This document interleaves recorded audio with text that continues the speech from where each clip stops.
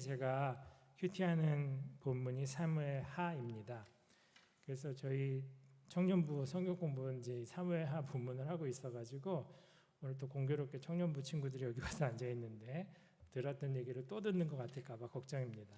성경 공부는 이제 자기네들이 얘기 많이 하고 오늘은 또 설교하는 시간이니까 조금 새로운 느낌으로 들렸으면 좋겠어요. 말씀드린 것처럼 사무엘 하 11장에 다윗의 이제 인생의 몰락이 시작이 되는 스토리가 등장합니다. 바로 밧세바를 데려다가 성적으로 범하고 그 사실을 은폐하기 위해서 그의 남편 우리아를 전쟁터에 내보내 죽게 만드는 이제 그 사건이 11장에 등장을 합니다. 저희 청년부에서 이제 한 번은 수련회 온라인이지만 MT를 하면서 소위 라이프 매핑이라고 인생의 그래프를 그려보는 그걸 같이 한 적이 있습니다. 출생부터 지금 현재까지 내 인생의 여러 사건들을 좀 기억해 보면서 그게 좋았으면 위에다 표시하고 안 좋았으면 밑에다 표시하면서 인생의 굴곡이 지금까지 어땠는지를 이제 살펴보는 그것을 했습니다. 그러면서 다양한 자기 인생 이야기들을 나눌 수 있는 그런 걸 했는데요. 다윗의 인생을 이렇게 그래프로 라이프 매핑이라는 그래프로 그려본다면 밧세바를 범하던 그 순간은 다윗에게 정치적으로는 권력의 측면에서 볼 때는 정점에 있었으나 그의 영성과 삶의 현 주소로 볼 때는 밑바닥에 있었던 순간이 아닐까 생각됩니다. 가장 삶의 자기 외적 성취와 내적인 현 주소가 괴리가 큰 순간이 그때가 아니었나 싶습니다. 그 사건으로 인해서 다윗은 비록 하나님께 나중에 죄를 구하고 용서를 구하고 죄를 고백하고 하나님의 용서를 받지만 그 뒤로 이 다윗의 왕조는 기울기 시작합니다. 그 중에 한 사건이 13장에 등장합니다. 다윗에게는 여러 아내가 있었고 그래서 이복 형제들이 많이 있을 수밖에 없었습니다. 그 중에 이제 압살롬이라는 아들이 있었는데 그에게는 아름다운 미혼의 여동생 다말이라는 딸이 그러니까 그 압살롬의 여동생 다윗의 딸이 있었습니다. 그런데 이 다말을 다른 이복 형제인 암논이 좋아하기 시작했습니다. 13장 1절에 보니까 다윗의 아들 암논이 저를 연애했다고 하는 표현이 등장합니다. 마음에 흠모하는 거죠.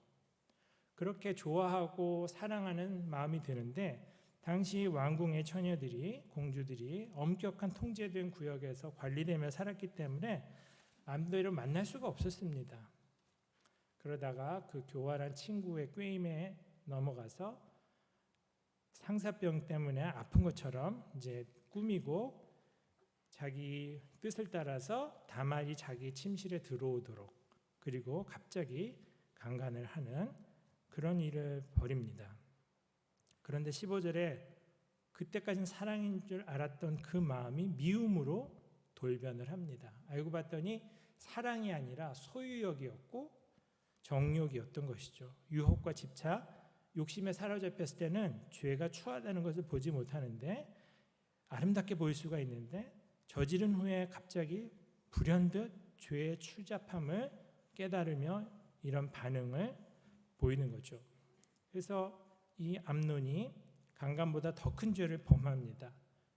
그 여동생, 배다른 여동생 다말을 내쫓는 거죠. 수치와 모욕을 주면서 내쫓아냅니다. 책임을 전가하며 핑계댑니다. 죄는 자기가 저지르고 나면 회개하고 고백하면 되지만 그렇게 하지 않고 또 다른 죄로 이어지는 경우가 많다는 거죠. 죄는 그 죄를 짓고 난 사람이 분명히 회개할 기회가 있지만 대부분의 경우는 그 회개를 하지 않고 은폐하거나 또 다른 죄를 지으면서 그 죄를 덮으려고 무의미한 시도들을 할 때가 무모한 시도들을 할 때가 많이 있습니다. 이 사실을 들은 다윗이 21절을 보면요. 한번 볼까요? 다윗이 그 말을 들었습니다. 이 모든 일을 듣고 심히 노하니라 굉장히 화가 났다고 합니다. 그런데 성경 본문에 다윗이 화냈다는 얘기만 나오지 그것을 통해서 어떤 일을 했다는 게 전혀 등장하지 않습니다. 다윗은 화만 냈지 아무런 행동을, 조치를 취하지 않았습니다. 너무나 기가 막힌 거죠. 자기가 권좌에 앉아서 옳고 그름을 정리해주고 잘못된 것은 벌하고 잘한 것은 칭찬해야 되는 그런 책임이 있는 사람으로서 개입하지를 않습니다. 왜 그랬을까요? 나이 들면서 만사가 귀찮았을까요? 여러 가지 이유가 있겠죠. 그러나 제가 볼 때는 11장에 다윗이 밧세바를 범하고 우리아를 죽였던 그 사건의 여파가 13장에 나타나는 게 아닌가 생각됩니다. 자기가 이제 남을 책망하고 남을 바로잡을 만한 권위를 스스로 깎아먹은 거죠. 남들 앞에서 더 이상 뭔가 큰 소리를 치고 다른 사람들을 책망할 만한 권위를 스스로 상실하고 만 것입니다. 화는 냈는데 그걸로 끝이에요. 야단치고 바로잡지는 않습니다. 그렇게 침묵 가운데 자그마치 2년의 세월이 흐릅니다. 암논이 자기 여동생을 욕보인 것 때문에 이 아버지 왕 다윗이 분명히 뭔가 해줬으면 좋겠는데 안 하고 있는 동안에 자기 여동생에 대한 사랑과 암논에 대한 미움 때문에 분노를 품은 압살롬은 2년간 계속해서 그 적개심을, 분노를 키워갑니다. 그리고는 복수할 기회를 노리던 차에 양털 깎는 잔치를 벌이고 그곳에 암논을 초대합니다. 암논뿐만 아니라 다른 왕자들까지 다 초대를 합니다. 그리고 자기 부하들을 시켜서 자기가 신호를 주면 암논을 두려워하지 말고 죽이라고. 그래서 결국은 개인적으로 사적으로 복수하는 일이 벌어지게 됩니다. 비록 이복 형제지만 형제 간에 살인이 일어나는 비참한 상황이 그 집안에서 벌어진 거예요. 이것 때문에 이 다윗에게는 큰 고통이 또 한 번 찾아옵니다. 속으로 그 분노를 키워왔던 압살롬. 그런데 그가 그 분노를 해결하지 못하게 된 배후에는 다윗 왕의 침묵이 있었다는 거죠. 결국 그는 사건을 저지르고는 도망하게 됩니다. 그래서 3년 동안 자기 외가 쪽 집에 가서 거기에서 피신 생활을 합니다. 압살롬은 그곳에서 3년 세월을 이제 보냅니다. 다윗은 통곡합니다. 암논을 잃고 고통스러워합니다. 그리고 압살롬에 대해서 분노합니다. 그런데 시간이 흐르니까 3년이라는 시간이 또 흘렀어요. 그 시간 동안 암논에 대한 슬픔은 가라앉고 압살롬에 대한 사고를 치고 도망가 있는 압살롬에 대한 그리움은 커집니다. 보고 싶은 마음이 계속 들어요. 그래서 압살롬을 결국 다시 불러들이게 되는데 그 과정에도 다윗이 먼저 나서서 불러온 게 아니라 다윗의 장수였던 요압 장군이 이를 버려가지고 결국 다시 다윗 왕의 마음이 바뀌어서 불러들이게 됩니다. 그 내용이 14장에 등장을 합니다. 그래서 요압의 이야기를 듣고 요압이 보낸 여인의 이야기를 듣고 다윗이 압살롬을 이제는 3년 만에 왕궁으로 불러들입니다. 자, 도망가서 보고 싶었던 아들이 왕궁으로 왔으면 상식적으로 보면 어떨까요? 여러분 누가복음 15장에 집 나가서 허랑방탕하게 자기 아버지께 받아간 재산을 낭비하고 돌아온 그 탕자, 이 아들이 올 때 아버지는 어땠습니까? 마을 어귀에서부터 계속 하염없이 기다리다가 멀리서 거짓골을 하고 있는 아들이 오자 달려가서 그를 끌어안고 그를 아들로 맞이하고 다시 좋은 옷을 입히고 가락지를 끼우고 신발을 신기지 않습니까? 이게 아버지의 심정일 텐데 다윗은 3년 만에 돌아온 압살롬에게 14장 24절에 보면은 이런 조치를 취합니다. 왕이 이르되 그를 그의 집으로 물러가게 하여 내 얼굴을 볼 수 없게 하라 하매 압살롬이 자기 집으로 돌아가고 왕의 얼굴을 보지 못하니라. 아니, 오게 했으면 대면을 해서 이제 잘못을 깨달았는지 그 마음이 변화가 되었는지 야단칠 건 야단치고 또한 용서를 하고 관계를 풀어야 될 거 아닙니까? 근데 그렇게 3년 만에 돌아온 아들을 얼굴도 보지 못하게 하고 그냥 보냅니다. 근데 이게 하루만 그렇게 한 게 아니에요. 그 다음부터 또 2년의 세월 동안 압살롬을 안 봅니다. 원래 왕자들은 아버지 왕과 함께 그 식탁에 둘러앉아서 함께 식사를 하곤 했어요. 매일매일도 식사했지만 특별히 생일 또 잔치 이런 거 있으면은 당연히 보게 됩니다. 왕을 가장 가까이서 자주 볼 수 있는 게 왕자들이었고 공주들이었어요. 그런데 압살롬은 2년 동안 그 자리에서 배제됩니다. 막 밖에서 아버지랑 다른 왕자 공주들이 먹고 떠들고 웃고 즐거워하는 소리가 들리는데 압살롬은 2년 동안 그 자리에 한 번도 못 가는 거예요. 그런 시간을 2년을 계속 보내게 됩니다. 그렇게 세월을 보내는 동안에 압살롬의 마음은 어땠을까요? 너무나 마음은 썩어 들어갔겠죠. 마음은 너무 괴롭고 또 다른 형태의 분노가 자라고 있었을 것입니다. 압살롬에게 다윗은 필요한 아버지가 되어주지 못하고 있었어요. 그 아버지가 없는 아버지를 빼앗긴 압살롬은 마음이 크게 썩어 들어갔을 것입니다. 그런데 압살롬이 그나마 견딜 수 있었던 한 가지 자기의 존재감을 확인할 수 있었던 그게 14장 25절 26절에 등장을 합니다. 사무엘 14장 25, 26절에 보면은 온 이스라엘 가운데서 압살롬 같이 아름다움으로 크게 칭찬받는 자가 없었다. 그는 발바닥부터 정수리까지 흠이 없습니다. 그의 머리털이 무거움으로 연말마다 깎았으며 그의 머리털을 깎을 때 그것을 달아본즉 그의 머리털이 왕의 저울로 200세겔이 되었더라. 이런 기록이 등장을 합니다.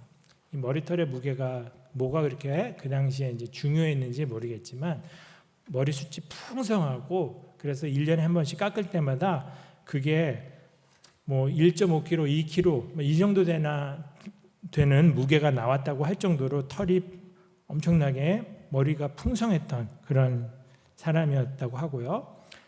발끝에서부터 정수리까지 흠잡을 데가 없고 크게 칭찬을 받았다 그랬습니다. 그의 외모는 정말 탁월했던 것 같아요. 그리고 딸을 낳았는데 딸의 이름을 다말이라고 지었어요. 자기 여동생이랑 똑같은 이름을 자기 딸에게 붙여주었습니다. 근데 그 딸이 그렇게 또 예뻤대요. 그 집안에 뭐 다윗의 외모는 어땠는지 모르겠지만 압살롬과 압살롬의 여동생, 압살롬의 딸 다 외모가 출중했던 것 같습니다. 내면은 아버지에 대한 원망과 분노로 썩어 들어가면서도 이 외모 때문에 그는 버텼던 것 같아요. 그 인기 때문에 사람들의 칭찬 때문에 그것을 자기 존재감으로 붙들고 살았던 것 같습니다. 사실 요즘에 외모 지상주의라는 말을 하는데요.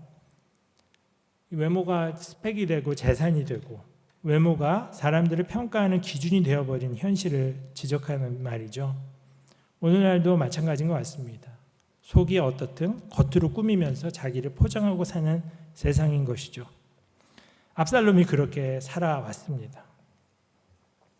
그런 압살롬이 마음속으로는 썩어 들어가고 있었을 것이고 그 2년의 세월 동안 왕궁에 돌아왔으나 아버지의 얼굴을 볼 수 없는 그 비참한 현실 속에 세월을 보내는 동안 압살롬의 마음은 분노로 더 타들어가고 있었습니다.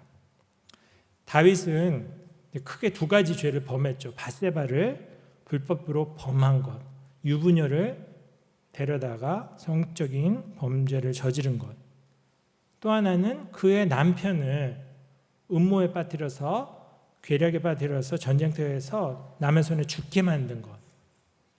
이 큰 두 가지 죄는 많이들 얘기하지만 덜 알려져 있는 죄가 바로 압살롬을 용서하지 않은 죄라고 생각합니다. 자기 아들 압살롬을 불러놓고도 용서하지 않은 2번 죽이는 죄를 범하는 거죠. 여러분들 중에 장기적으로 용서를 거부하고 계속해서 고통 속에 방치하는 그런 일을 한다면 그것을 하나님께서 조마순간 여러분들의 마음에 일깨워 주시고 너무 늦기 전에, 더 일이 커지기 전에 그 관계를 해결하기를 바랍니다. 물론 안 봐도 되는 사람은 그냥 마음속에서 정리를 해야 되겠죠.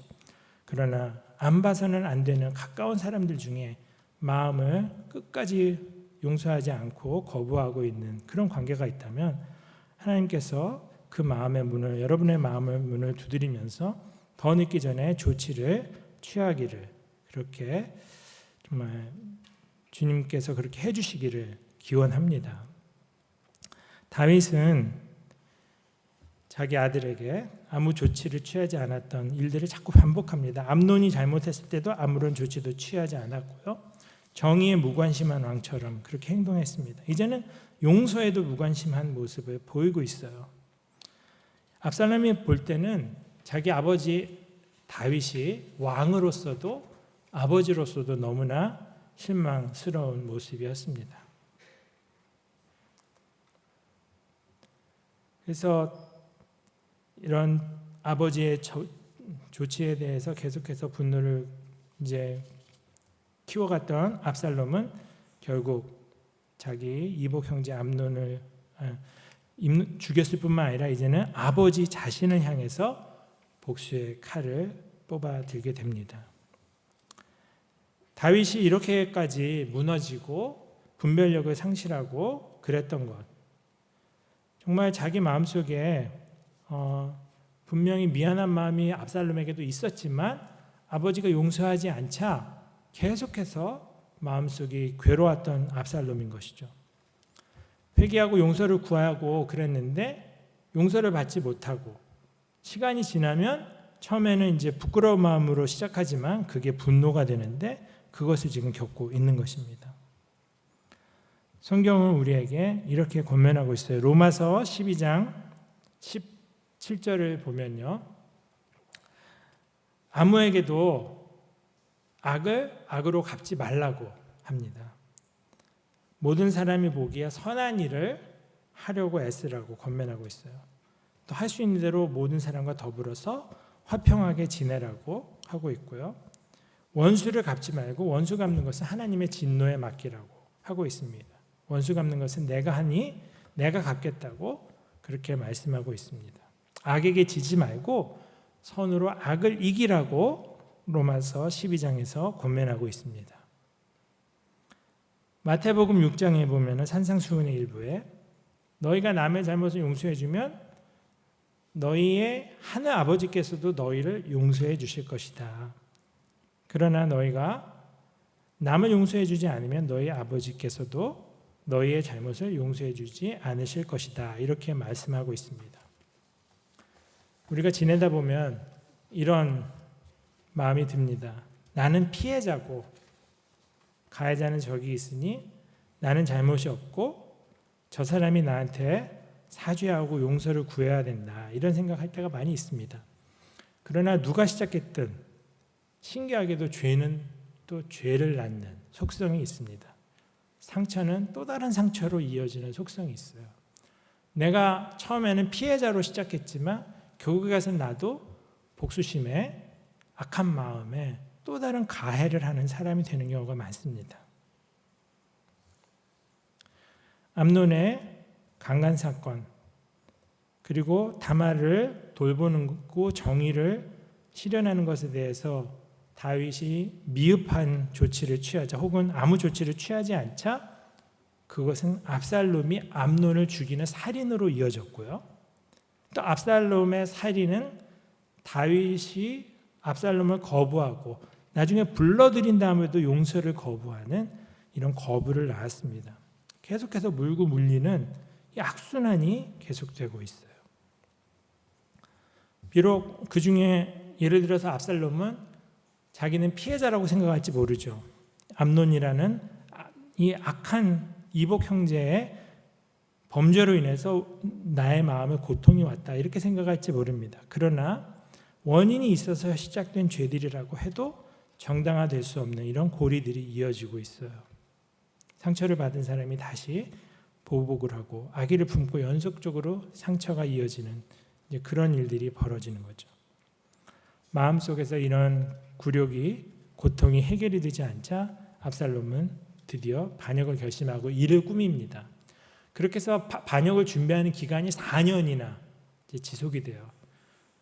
왕에게서 백성들의 마음을 훔쳐오는, 빼앗아 오는 작업을 4년을 진행합니다. 근데 그 4년 동안 다윗은 또 아무런 조치를 취하지 않고 그냥 방치를 합니다. 그리고 나서 헤브론이라는 곳에 가서 거기에서 드디어 반란을 일으킵니다. 이 반란의 소식이 15장 13절에 다윗에게 전해집니다. 그리고 나서 다윗의 마음은 무너지고 또 사태가 굉장히 심각하다는 것을 깨닫고 결국은 피난길에 오르게 됩니다. 왕이 왕궁을 떠나서 피난을 가야 하는 아주 비참한 상황까지 가게 되는 거죠. 그때 피난을 가던 길에 어떤 소식을 듣냐면 다윗에게 가장 중요한 참모였던 상담자였던 전략가였던 아히도벨이라는 이 인물이 다윗을 배신하고 압살롬에게로 갔다는 소식을 들어요. 이 아히도벨의 배신은 다윗에게는 굉장히 큰 결정타가 됩니다. 16장 23절에 보면은 이런 표현이 있습니다. 그때 아히도벨이 베푸는 계략은 사람이 하나님께 물어서 받은 말씀과 같은 것이라. 아히도벨의 모든 계략은 다윗에게나 압살롬에게나 그와 같이 여겨졌더라. 하나님께 여쭤봐서 받은 말씀하고 똑같이 여겨졌다는 거죠.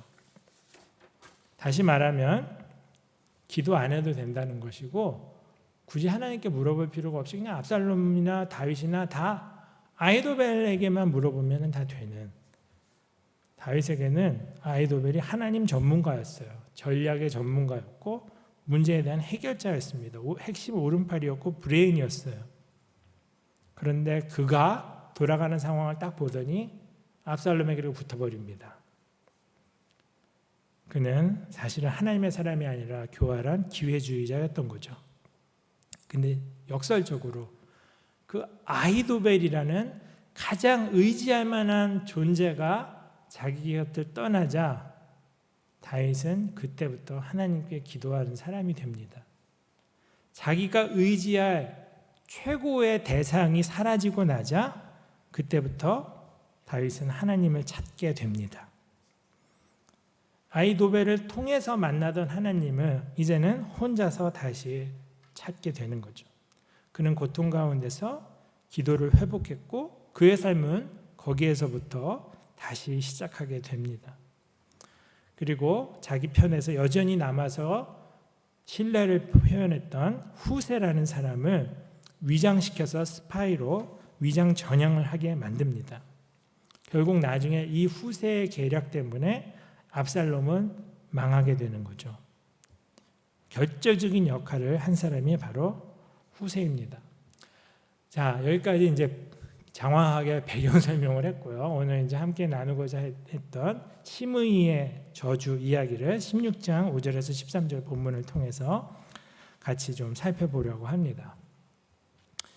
이게 서론이라고 그러니까 약간 좌절하시는 것 같은데 이제 남은 본론 짧습니다. 네. 시므이가 다윗을 저주하면서 분노를 표출하죠. 막 욕설을 하고 돌을 던지고 그런 일을 합니다. 그래서 다윗은 혼자 가고 있던 게 아니었거든요. 그 옆에 양쪽에 장수들과 군인들과 부하들, 신하들이 대거 같이 가고 있었어요. 비록 피난길에 가는 초라한 왕이지만 여전히 수많은 사람들이 같이 있었거든요. 그런데 그들을 향해서 이 사람이 간이 부었는지 나타나가지고 혼자서 돌을 던지고 욕을 하고 그러는 중입니다. 그러니까 참 일반적인 상황이라면 그 중에 한 사람이라도 열받아가지고 칼 들고 가서 치면은 그냥 죽어버릴 수 있는 그런 위험한 짓을 지금 하고 있는 것이에요. 실제로 스루야의 아들 아비새라는 그 장수, 나중에 이제 요압이 배신을 하자 스루야의 아들 아비새를 다윗이 군대 사령관으로 임명을 하는데, 이 아비새가 장수거든요. 칼을 잘 쓰는 사람입니다. 이 사람이 물어봅니다, 다윗에게. 제가 가서 저 친구 목을 쳐가지고, 저 개라고 부르잖아요. 저 인간을 그냥 죽여버리겠습니다라고 하자 이제 다윗이 만류를 합니다. 스루야의 아들들아, 스루야의 아들들, 이렇게 말하는 걸로 보니까 아비새뿐만 아니라 옆에 있던 다른 스루야의 아들도 동조를 하면서 우리가 가서 죽여버리겠다고 그렇게 말을 했던 것 같아요.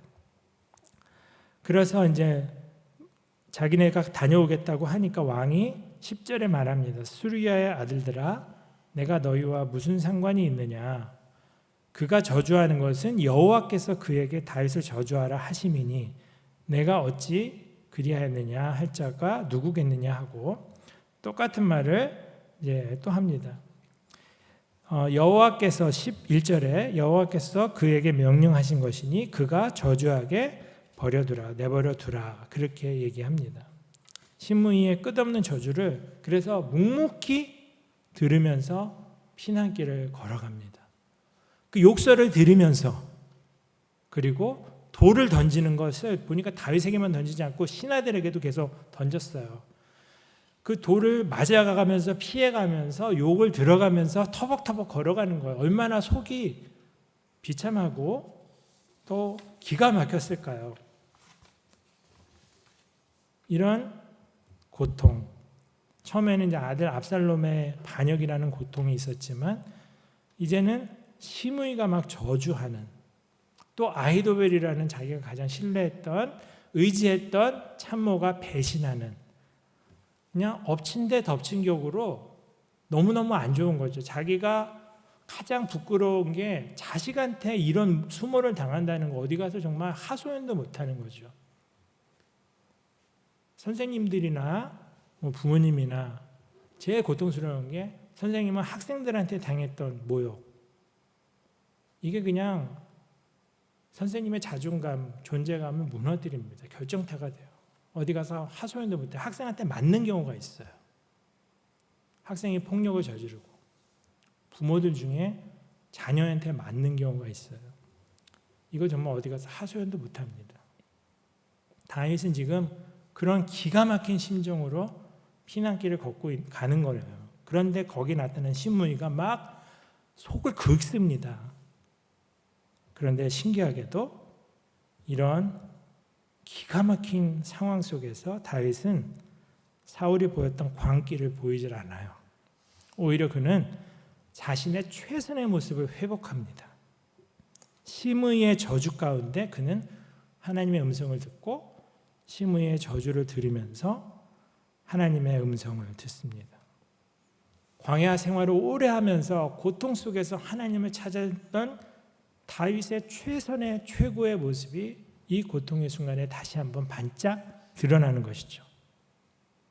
인간 쓰레기 같은 존재들에게서 하나님의 신성을 발견하는 눈이 다윗에게는 있었어요. 그게 광야 생활 중에 다윗에게 있었고, 그것 때문에 사울이라는 말도 안 되는 왕이 하는 행동을 그대로 참고 하나님이 하시는 일로 받아들일 수 있었습니다. 그래서 사울에게 손대질 않았고, 그래서 지금 이 시므이에게 손대지 않으면서 길을 걷는 거예요. 초대교회 이제 과거에 교부 중에 하나였던 토마스 아퀴나스, 그분이 이런 얘기를 했다고 합니다. 누구 입에서 나오든 모든 진리는 성령께로부터 온다. 칼빈도 하나님의 영이 진리의 유일한 셈임을 명심할진대 우리는 진리가 어디서 나타나든 그것을 거부하거나 비난하지 않으려 조심할 것이다. 행여 그분을 모욕하지 않기 위해서다. 선물을 멸시하는 것은 선물을 주신 분을 모욕하는 것이다. 이렇게 얘기했습니다. 지금 심의라는 사람이 자기를 고통에 빠뜨리는 말을 계속 저주를 하고 있는데 그 고통의 마음을 억누르고 그 고통의 소리, 고통 중에서도 하나님이 하시는 소리를 듣고 있는 것, 그게 지금 다윗이 보여주는 모습이에요. 지금 다윗이 겪는 고통은 상당 부분 자업자득인 거죠. 자초한 고통입니다. 그런데 이 고통은 비록 자기가 잘못해서 겪는 고통이지만 다윗에겐 약이 되고 있어요. 다윗이 오히려 다시 옛날에 좋았던 모습을 회복하고 성숙해지는 그런 결과를 얻고 있습니다. 다윗은 심의의 저주를 통해 자신의 주인됨을 깨닫고 자신이 왕이기 이전에 죄인이라는 것을 다시 한번 자각합니다. 고통과 모멸을 통해 하나님을 다시 만납니다. 코로나가 시작되고 작년 이후로 여러 가지 위기의 상황들이 경제라든지 정치라든지 사회문화 속에서 들리지만 제가 볼 때 가장 큰 위기는 한국 교회에 찾아오지 않았나 이런 생각이 듭니다. 다시 코로나가 종식이 돼도 한국 교회는 코로나 이전으로 돌아가기는 틀렸다는 생각이 들어요. 지금 이렇게 실추된 이미지, 사람들의 마음속에 각인된 부정적인 생각들을 우리가 어떻게 되돌릴 수 있을지, 교회를 향해서 갖게 된 사람들의 이런 부정적인 마음을, 심의가 쏟아붓는 저주 같은 이런 소리들을 우리가 어떻게 다시 되돌릴 수 있을지 아무리 생각해도 답이 나오질 않습니다. 고통스러운 소리를 듣고 우리 마음속에 정말 부대끼는 얘기들을 하는 사람들을 향해서 우리는 되받아치거나 변호하려 하거나 같이 화를 내거나 그렇게 반응하기가 일반적이겠죠. 고통을 피하고 외면하고 싶겠죠. 고통의 원인을 어떻게든지 빨리 제거하기 위해서 노력하거나 혹은 우리를 괴롭게 하는 사람들에게 같이 고통을 안기려는 복수심에 우리 마음이 지배되기도 합니다. 그러나 우리는 지금 이 한국 사회가 교회를 향해서 심의와 같이 외치는 그 음성을 들으면서 하나님의 뜻을 찾아야 하는 고통의 시간을 보내야 한다고 생각합니다. 하나님께서 우리에게 회개의 기회를 주시고 있다고 생각합니다. 우리가 무엇을 놓쳤고 우리가 무엇을 잘못해왔는지를 돌아보는 시간이 되어야 한다고 생각합니다.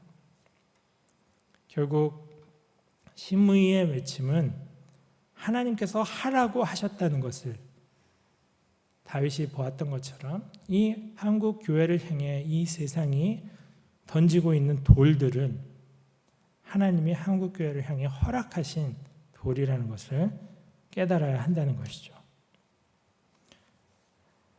다윗이 압살롬을 향해 진군하는 부하들을 향해 나중에 부탁을 합니다. 제발 나를 생각해서라도 저 어린 아들, 사실 어리지도 않은데 이 압살롬을 좀 너그럽게 대해달라고 부탁을 합니다. 이제는 다윗이 제정신이 들고 나서 압살롬을 아들로 반역자지만 불쌍히 여기는 마음을 갖게 됐어요. 이제야 비로소 자기가 얼마나 압살롬을 사랑했는지를 깨닫게 됩니다. 그를 보호하려고 합니다. 부성을 회복하게 됩니다.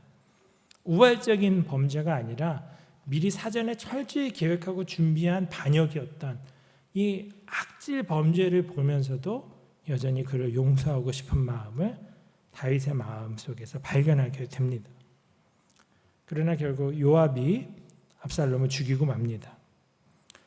그리고 어떻게 죽이냐면 도망가던 압살롬은 다윗의 부하들을 만나고 깜짝 놀라서 길을 돌려서 노새를 타고 도망하는데 그의 자랑이었던 그 머리채가 나무에 가지에 걸리면서 나귀는 그냥 갈 길을 가버리고 대롱대롱 매달려 있는 정말 너무나도 우스꽝스러운 모습으로 발견됩니다. 다윗의 부하들에게.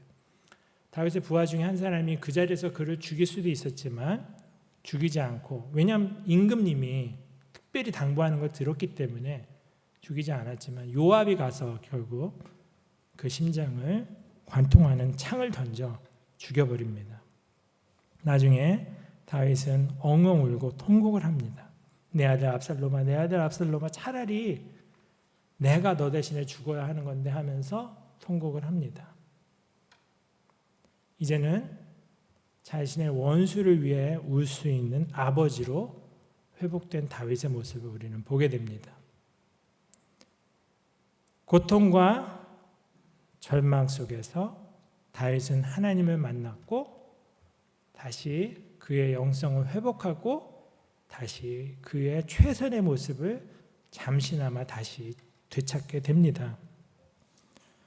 우리 한국 교회를 향해 닥친 이 고통과 절망스러운 소식들, 우리가 마음속으로는 거부하고 싶고 마음속으로는 반대로 되받아치고 싶고 복수하고 싶은 이 세상의 조롱들을 들으면서 우리는 다윗의 마음으로, 다윗의 심정으로 이 일을 통해서 하고 계신 하나님의 말씀을 다시 한번 되찾고 듣는 그런 귀를 가지기를 소망합니다. 10절에서 11절에서 거듭 다윗이 말합니다. 그가 저주하는 것은 여호와께서 그에게 다윗을 저주하라 하심이니, 11절에 여호와께서 그에게 명령하신 것이니 그가 저주하게 버려두라.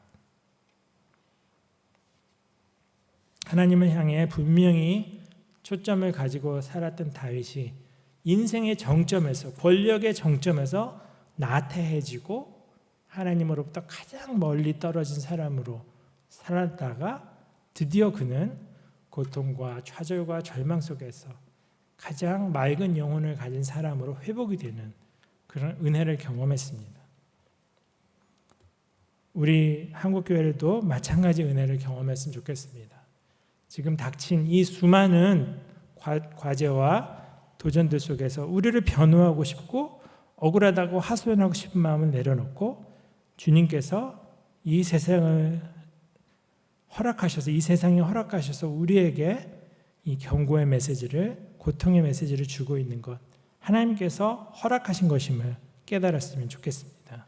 그리고 그것을 통해 가장 순수한, 원래 우리 한국교회의 신앙의 어른들이 갖고 있었던 그 맑고 순수한 신앙을 다시 한번 되찾고 하나님을 다시 한번 영화롭게 하는 그런 한국교회로 회복되었으면 좋겠습니다.